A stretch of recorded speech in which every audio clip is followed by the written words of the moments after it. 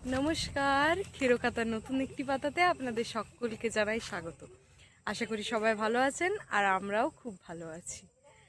এখন তো আমরা বড়গ্রামে রয়েছি, তাই এইখানেরই একটা ছোটো মোটো একটা জঙ্গল রয়েছে, সেইখানে আজকে আমরা ঘুরতে এসেছি।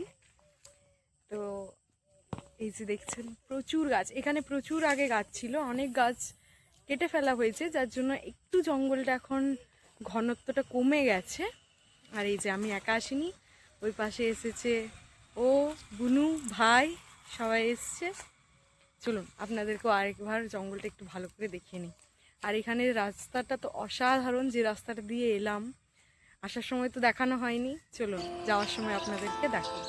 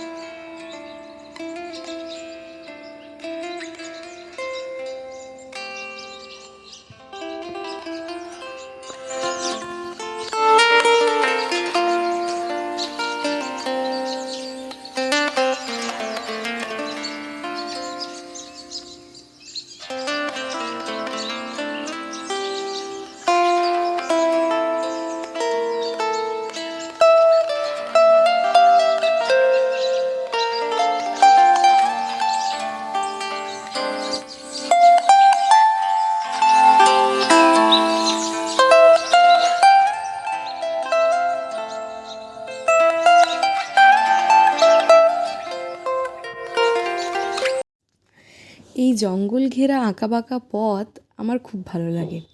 আমি খুব একটা নদী বা সমুদ্রপ্রেমী নই, আমার পাহাড় জঙ্গল এসব চিরকালই আমাকে আকর্ষণ করে।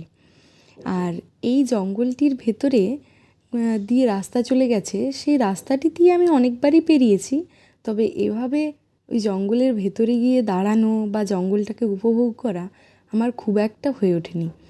গতবার গেছিলাম, তখন আমার বিয়ের বৃদ্ধির ফটোশ্যুটের জন্য গেছিলাম।